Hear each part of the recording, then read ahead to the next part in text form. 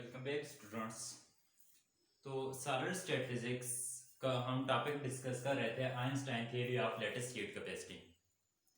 Einstein theory of lattice heat capacity से पहले हमने डिस्कस किया था डुलांस-पेटिस लॉ, और जिसे क्लासिकल थ्योरी भी कहा जाता है। तो क्लासिकल थ्योरी में हमने ये फाइंड किया था कि specific heat for a high temperature of any substance, high temperature के लिए ये स्पेसिफिक हीट ये कांस्टेंट रहती है कि अगर टेम्परेचर ज्यादा करें तो ये इसके ऊपर कोई इफेक्ट नहीं पड़ता, ये थ्रू आउट इसकी वैल्यू कांस्टेंट होगी। सीवी जो वैल्यू हमारे पास आई थी तो वो 3r के इक्वल थी। r क्या था? r gas constant.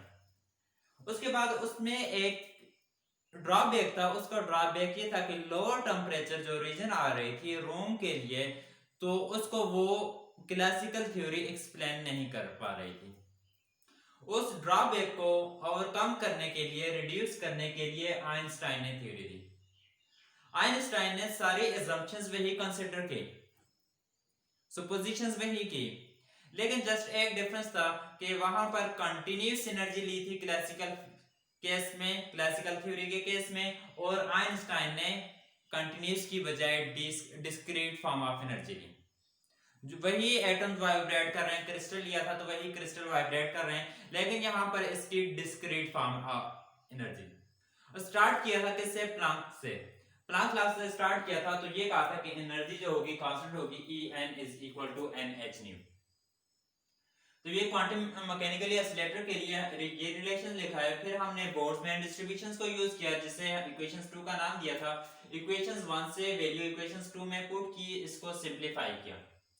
सिंपलीफाई किया यहां तक हम आए, इसको फिर एक्सपोनेंशियल्स की फॉर्म में लिखा। n जो इंटीजर आ रहा था तो n को 0 पुट किया, फिर 1 2 इसको सॉल्व करके ये वाला, इसी तरीके से n की यहां पर भी वैल्यू पुट की। फिर हमने ये देखा कि ये ऊपर इसका ये जो e पावर x ओवर 2 है, इसका डेरिवेटिव ऊपर मौजूद है, e पावर 3x ओवर 2 इसका डेरिवेटिव भी ऊपर मौजूद है। तो फिर इसे फार्मूला की फॉर्म में लिखा d over d of x log, तो इसे जब ओपन करेंगे यही बन जाएगा। अब ये बन रहा है log ऑफ, इसमें से ex और ex/2 कॉमन ले लें, सब में आ रहा है। तो यहां पर अगर देखें तो e 3x/2 है, तो यहां पर ये देख लें, तो e 3x को हम ये लिख सकते हैं ex इंटू ex/2। ये वैसे सेम पावर ऐड हो जाएंगी, ये अगेन 3, तो ex/2 हमने कॉमन लिया, इसमें से ये कॉमन ले लिया, तो बाकी जो बच जाएगा ex, तो ex/2 कॉमन। इसी तरीके से सब में से हमने कॉमन लिया। अब ये बन रहा है a और b, तो log a इंटू बी, तो ये इक्वल होगा log a into B is equal to log of a plus B. Formula apply कर लिया। फिर log और एक्सपोनेंशियल्स कैंसिल, डेरिवेटिव इसके ऊपर अप्लाई करेंगे, इसका अगेन डेरिवेटिव लेंगे, इक्वेशन 3 तक आए। इक्वेशन 3 जो है, तो इक्वेशन 3 रिप्रेजेंट कर रही है एवरेज एनर्जी ऑफ जो एटम्स लिया था उसकी एवरेज एनर्जी को रिप्रेजेंट कर रही है।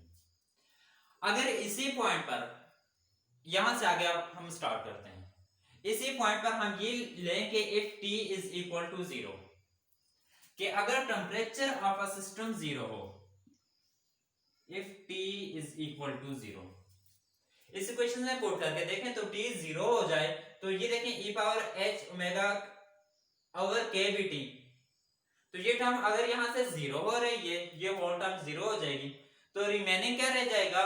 तो हमारे पास ये रहेगा 1 ओवर 2 h ओमेगा नॉट। ये वाली जो एनर्जी होगी, तो इस एनर्जी को हम ये नाम देंगे कि ये 0 पॉइंट एनर्जी कहलाएगी। ये जो एनर्जी होगी इसको 0 पॉइंट एनर्जी, या ये कहेंगे at absolute 0 temperature the remaining energy of the system is 1 over 2 h omega naught. जब कोई भी सिस्टम का टेम्परेचर ना दें, T इज इक्वल टू 0 है, तो उस टेम्परेचर के ऊपर जो एनर्जी रहेगी 1 ओवर 2 h ओमेगा नॉट, ये सिस्टम की h का ओमेगा नॉट, ये सिस्टम की एनर्जी रहेगी। इसका मतलब क्या है? ये 1 over 2 h cut omega not, इसका क्या मतलब है? इसका ये मतलब है कि अगर देखें कि हम ये कहते हैं कि एटम्स है उसकी एनर्जी है let's suppose 1/2 mv², it's means that कि उसकी 1/2 mv² तो काइनेटिक एनर्जी है, वो एटम वाइब्रेट करेगा, वो एटम मूव करेगा, कोई भी बॉडी है वो वाइब्रेट करेगी या मूव करेगी। इसी तरीके से चाहे टेम्परेचर 0 है लेकिन उसके पास रिमेनिंग एनर्जी है, तो हम ये कहेंगे कि क्रिस्टल लिया हुआ था तो क्रिस्टल के एटम्स एट 0 टेम्परेचर फिर भी वो वाइब्रेट करेंगे। तो ये चीज यहां से ये क्लियर कर रही है कि at absolute 0 temperature the atoms of a crystal vibrate. अब दो केसेस लेते हैं। पहला केस हम लेंगे फॉर हाई टेम्परेचर और सेकंड केस हम लेंगे फॉर लो टेम्परेचर। दोनों केसेस को यहां पर डिस्कस करते हैं।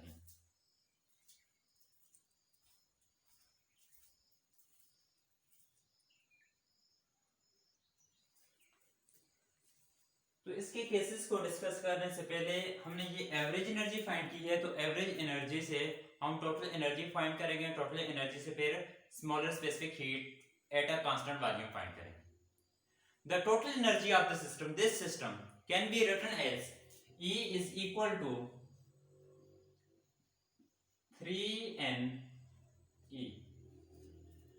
अब ये जो 3N है तो ये रिप्रेजेंट कर रहा है 3 dimensional N number of molecule atom लिए थे, तो ये 3 डायमेंशनल केस को, तो 3 डायमेंशनल केस में ये जो होंगे तो 3 एटम हमने लिए थे, तो एक एक्स एक्सिस में दूसरा वाई एंड जी, तो ये 3 एटम जो थे ये 1 डायमेंशनल हार्मोनिक ऑसिलेटर के तौर पर एक्ट कर रहे थे, और जो 1 एटम लिया था वो 3 डायमेंशनल हार्मोनिक ऑसिलेटर के तौर पर कि एक atoms X axis Y axis and Z axis अगर हम लें तो वो एक ही एटम्स वो एक्स में भी वाई में भी एंड जी में भी मूव कर सकता है, 1 डायमेंशनल हार्मोनिक। अगर 3 एटम लें तो एक जो होगा वो फिक्स होगा कि वो एक्स में ही मूव करे, दूसरा जो होगा वाई में और तीसरा जो होगा तो वो जी में मूव करेगा, तो ये 3 एटम जो होंगे ये 1 डायमेंशनल हार्मोनिक ऑसिलेटर। अब हम ये लिखेंगे कि एवरेज एनर्जी की जो वैल्यू फाइंड की थी तो वो एवरेज एनर्जी की वैल्यू इसमें पुट करें, E is equal to 3N and the average energy of the system is 1/2 h cut omega naught plus h cut omega naught over e power h cut omega naught over kBT -1। ये minus एक्सपोनेंशियल्स के साथ नहीं है। 3n को inside multiply करें, E is equal to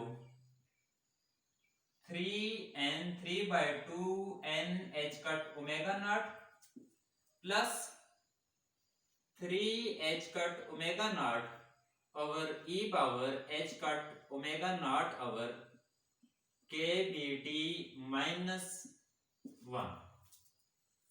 This represent the total energy of the system.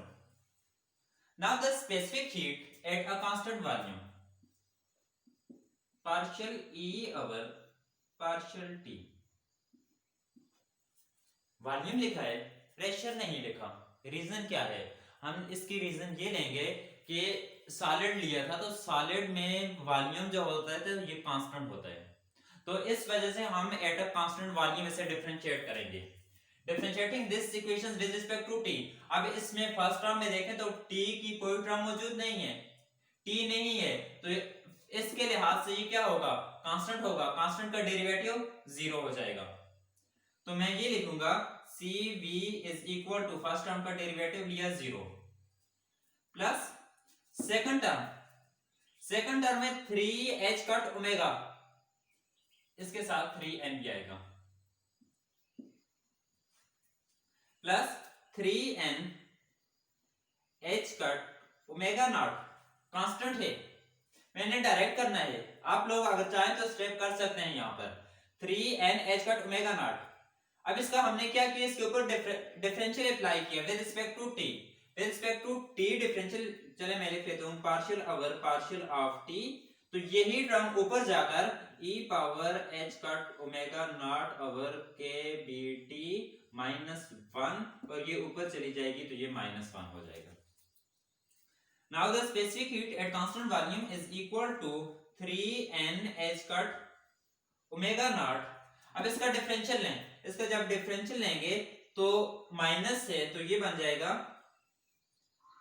-1 e power h cut omega not over kBt -1 power increase -2 derivative of inner term. Again मैं यहां से ये नहीं लिखूंगा पार्शियल ओवर पार्शियल t, फिर इसका derivative लेना है आप लोगों ने लिखना है, लेकिन यहाँ पर मैं डायरेक्ट लिखूंगा। इसका जब डेरिवेटिव लूंगा तो ये बन जाएगा e power h cut omega not over kBt -1 का डेरिवेटिव 0, तो ये जो पावर होगी तो इसका डेरिवेटिव लेंगे तो इसका डेरिवेटिव हमारे पास आ जाएगा h cut omega not over kBt square और साथ ये माइनस आ जाएगा। ये कैसे आएगा स्टूडेंट, यहाँ से देखें ये 1 ओवर t है, तो इसका जब डेरिवेटिव ले रहे हैं d ओवर dt तो इसे लिख सकते हैं हम d ओवर dt, ये ऊपर जाकर -1 तो -1 ओवर t स्क्वायर बन जाएगा। या यहाँ पर देखें तो इसे ऐसे लिखें तो ये बन जाएगा -2, तो ये बन जाएगा -1 ओवर t स्क्वायर। तो इस वजह से इसको यहाँ पर डायरेक्ट लिख लिया है। अब इस इक्वेशंस को अरेंज कर लें।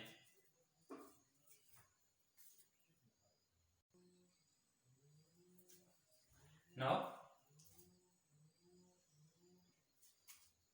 CV is equal to 3n, ये देखें माइनस इसके साथ है और इसके साथ भी माइनस है, माइनस इंटू माइनस प्लस हो जाएगा। h कट ओमेगा नॉट और h कट ओमेगा नॉट ये बन जाएगा h cut omega naught square over kBt है तो ये t square over kBt square, और जो टर्म रहेगी तो इसको ऐसे लिख लें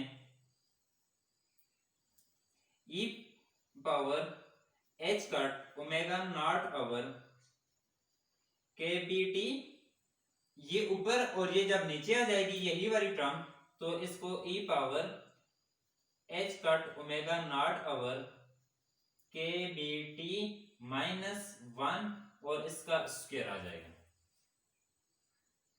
इसी स्टेप में ये करते हैं कि इसको kb से मल्टीप्लाई भी और kb से डिवाइड भी कर लेते हैं। तो kb से इसे मल्टीप्लाई कर लिया और kb के साथ इसे डिवाइड कर लिया। अब ये वाली इक्वेशंस क्या बनेगी, the specific heat at constant volume is equal to 3n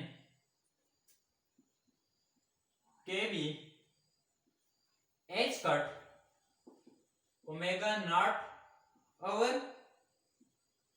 kBt, तो अब ये होल स्क्वायर बन जाएगा into e power h cut omega not over kBt over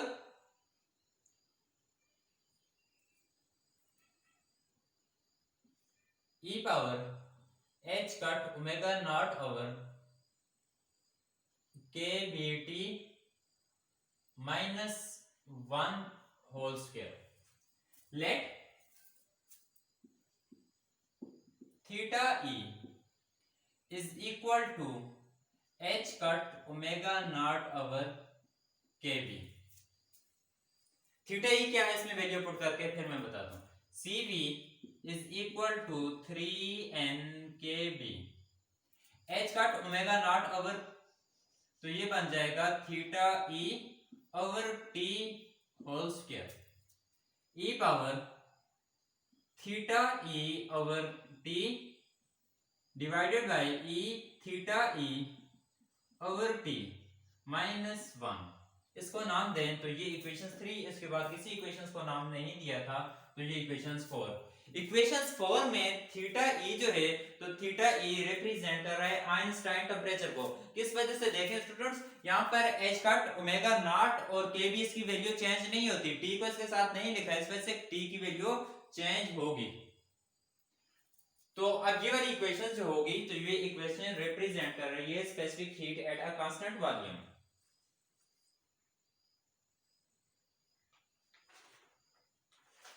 अगर आप लोग फाइंड करना चाहें इसके यूनिट तो थीटा ई जो है इसके यूनिट केल्विन आएगा। चीज अपने माइंड में रख लें, ये रखें कि क्लासिकल थ्योरी जो थी तो उसमें हमने ये लिया था, टेम्परेचर लिया था और यहाँ पर ये स्पेसिफिक हीट, तो यहाँ पर 3R वैल्यू आ रही थी। तो मटेरियल के लिए ये फॉर अ हाई टेम्परेचर ये वैलिड थी and for a low temperature ये वैलिड नहीं थी। रूम टेम्परेचर के बाद जब हाई टेम्परेचर था तो इसके बाद ये वैलिड थी। अब ये वाली रीजन जो थी तो इसको ये एक्सप्लेन नहीं कर रहा, कौन सा, क्लासिकल थ्योरी। अब देखते हैं कि क्वांटम मैकेनिकल थ्योरी, ये थ्योरी जो है आइंस्टाइन थ्योरी, क्या ये एक्सप्लेन कर रही है या नहीं कर रही। तो इसको देखने के लिए अब दो केसेस हम डिस्कस करेंगे। पहला case, case one,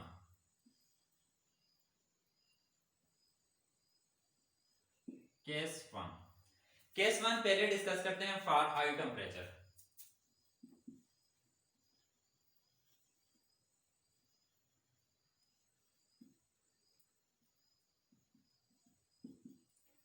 for high temperature देखें, थीटा ई हमारे पास क्या है, as we know that theta e is equal to h cut omega naught over kb, Einstein temperature है ये।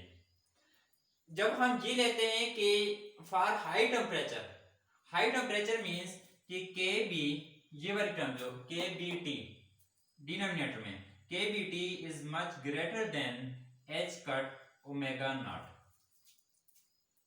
इसको डिवाइड करें दोनों साइड से, kb के साथ डिवाइड करें, यहां से भी kb के साथ डिवाइड करें, ये कैंसिल हो जाएगा, t is much greater than, तो h cut omega not over kb ये किसके इक्वल है, ये थीटा e के इक्वल है।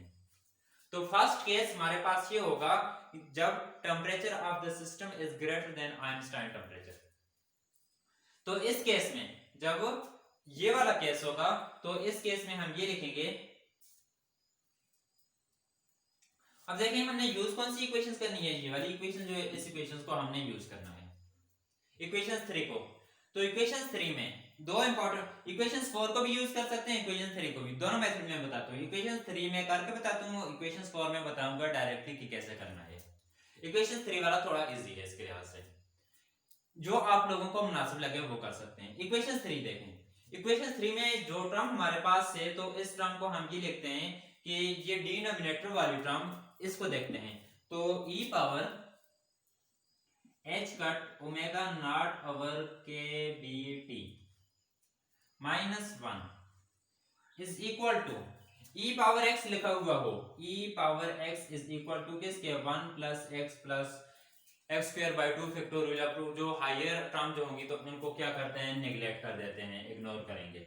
इसी तरीके से यहाँ पर देखें -1 को तो रहने दें, ये वाली जो टर्म होगी तो ये बन जाएगी 1 प्लस ये बन जाएगा h cut omega not over K B T plus higher order term को नहीं लिख रहे इस वजह से क्योंकि टेम्परेचर जो है h cut omega not over K B T ये टर्म क्या है, तो ये t बहुत ज्यादा है और h cut over omega naught के बी जो हायर टर्म लेंगे तो ये और कम हो जाएगी। तो लास्ट में क्या है, माइनस ये टर्म और उसके बाद ये -1, ये 1 और ये कैंसिल हो जाएगा, तो e power h cut omega not over K B T minus 1 is equal to h cut omega not over K B T, ये वाली टर्म रहेगी। अब देखिए हम पुट करेंगे ये वैल्यू इक्वेशन 3 में, तो इक्वेशन 3 में वैल्यू पुट करेंगे,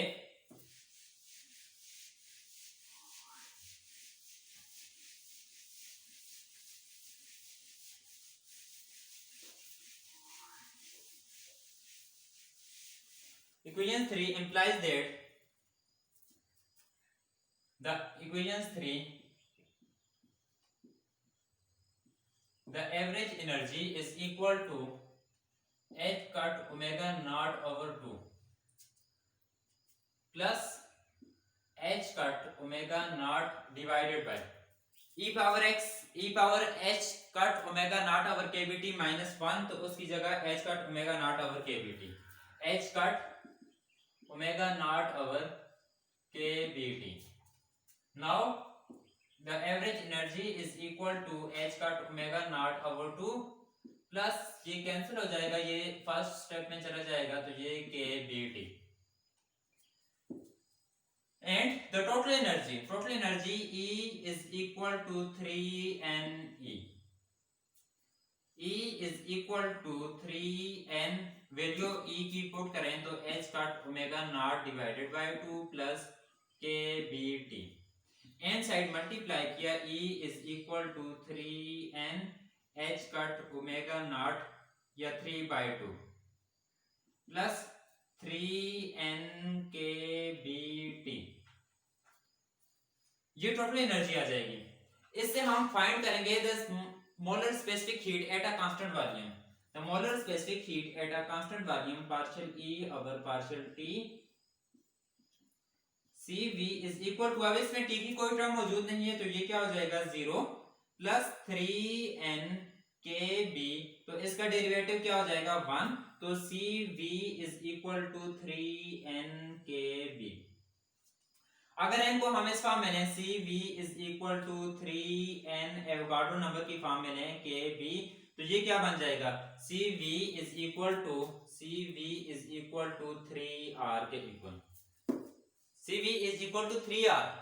अब ये केस देखें जो क्लासिकल थ्योरी की थी, तो क्लासिकल थ्योरी में भी क्या आ रहा था 3r आ रहा था। क्लासिकल थ्योरी किसके लिए थी फॉर हाई टेम्परेचर। अब ये देखें आइंस्टाइन थ्योरी ने भी ये बताया कि ये हाई टेम्परेचर के लिए ये तो वैलिड है, जो क्लासिकल ने कहा था वही यहां पर भी कैसा है। तो फिर अगर यही था क्लासिकल थ्योरी का रिजल्ट आ रहा है तो आइंस्टाइन यहां से जरूरत क्यों पड़ी।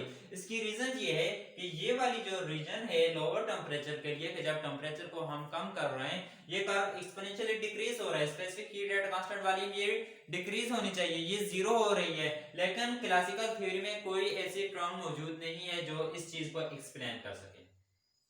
तो अब इसी में हम ये केस लेकर देखते हैं कि when temperature of the system is low, for lower temperature, case 2 लेते हैं।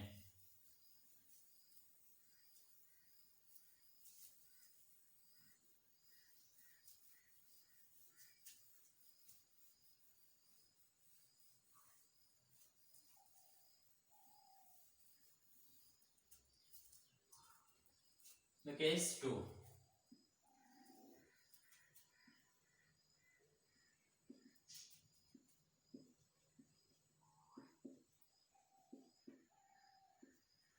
केस 2 है low temperature. Low temperature means h cut omega not is greater than kBt, kb के साथ से डिवाइड किया दोनों साइड से तो ये बन जाएगा kb, तो ये क्या है theta e is greater than t, तो ये लोअर टेम्परेचर है। अब देखें ये वाली जो टर्म है तो अभी हमने लिखी थी e power h cut omega not, तो इसको हम ये लिखते हैं e power h cut omega not over kBt minus 1, ये किसको अप्रोच कर रहा है, ये अप्रोच करेगा किसे e power h cut omega not over kBt।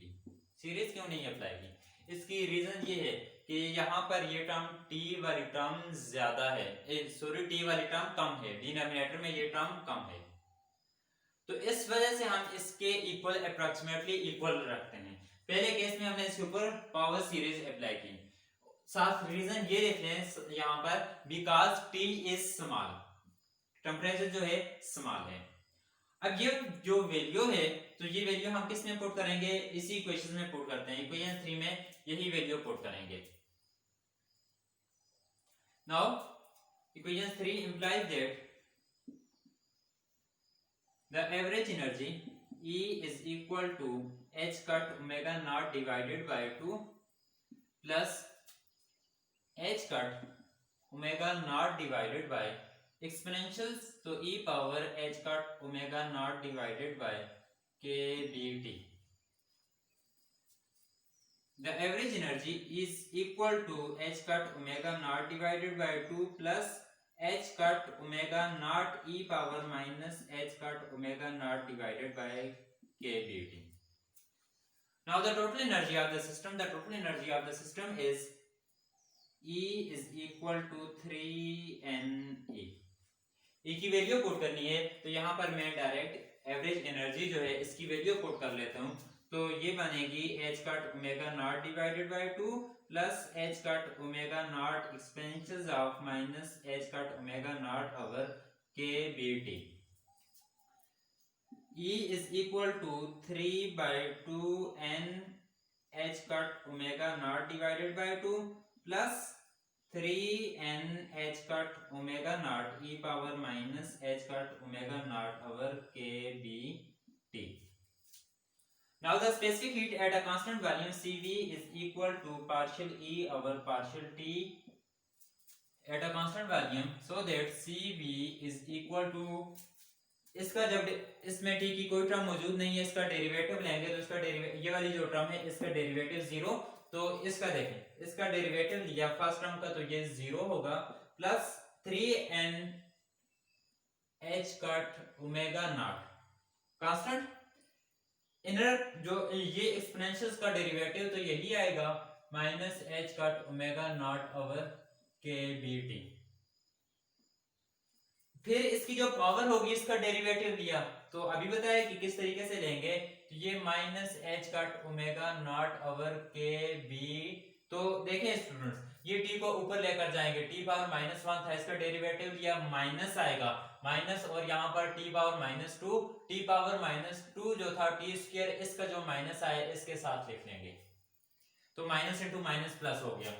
Cv is equal to क्या रहेगा, 3 n h cut omega naught square, h cut omega naught square over k b t स्क्वायर e power minus h cut omega not over k b t. Cv is equal to 3n h cut omega not over k b t, तो k b के साथ इसे multiply किया, k b के साथ multiply कर लें तो ये बन जाएगा, और डिवाइड भी किया तो h cut omega not over k b t whole square e power minus h cut omega not over k b t. और Cv इज इक्वल टू, इसे एवोगाड्रो नंबर की फॉर्म में लिखें n k b, तो